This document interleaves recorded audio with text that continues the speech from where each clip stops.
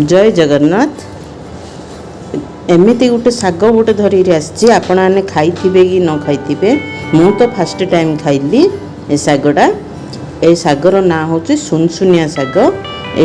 एटा खाइले आमर तो बॉडी पेन हो आंठू गंठी तो पेन होटा गोटे औषधीय गोटे शागटा।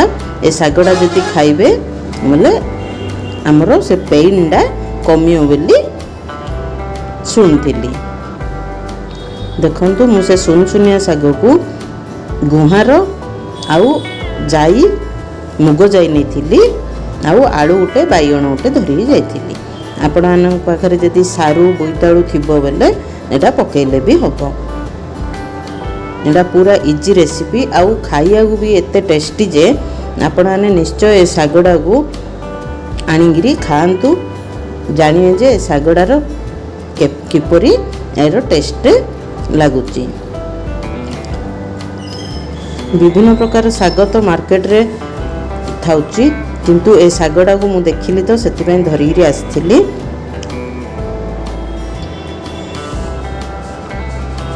तो से शागडा को भलारे आमे पानी रे धोईदा टिके हळदी पकेइगिरी काइना सेथिरे जीवाणु ले थिबो बेले हमरो मरियो। आमे प्रति जो जिनस भी हेले आमे तो धोइलारू हळदी गुंड टिके पकेइले सेटा भलो।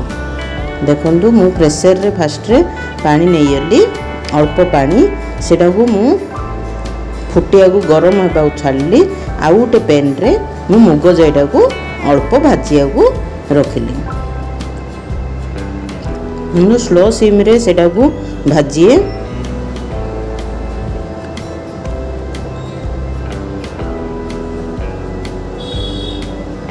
तो सेटा मोर भजा होगा।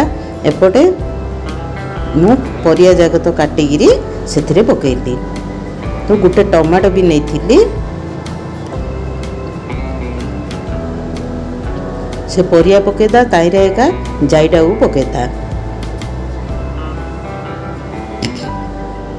तापरे हल्दी गुंड टिके पकईकी सेटा को मिसेदा।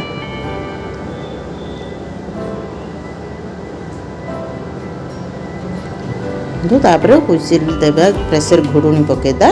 मु हाई स्पीड रे 2टा हुइसिल देली।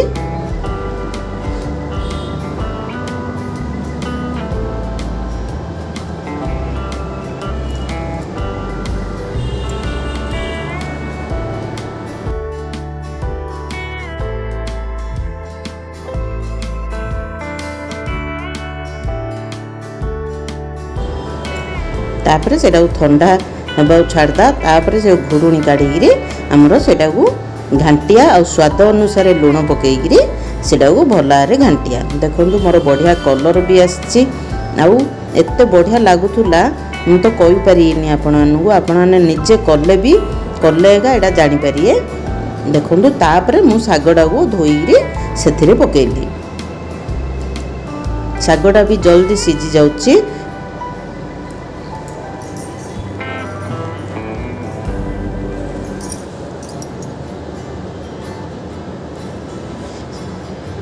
सेटा घांटीदा आउ 5 ରୁ 10 मिनट स्लो रे जाल देगी सेटा को बसेदा।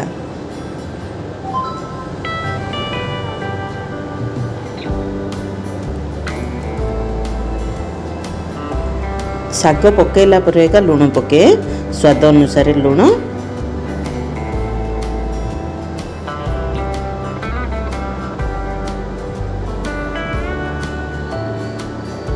देखंतु हेयला मोर। तापर मु पर्जणा करी पर्जणा रे मु बिरी जाई सोरिष आउ जीरा नली सेटा फुटिला परे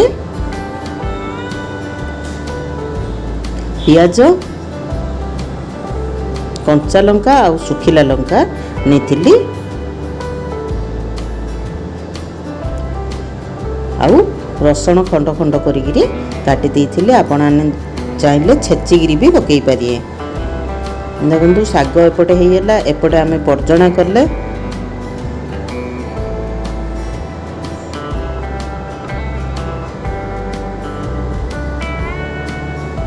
होगा आमर पर्जणा। तापर से आम पकेदा तापर भल भाव घाटीदा।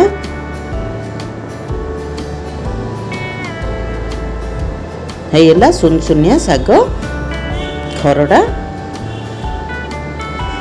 एमती थरे जदि शाग जदि घर को जदि आसुची ए सुनसुनिया शाग मु तो कहूँ निश्चय सुनसुनिया शाग को धरिकी आसतु।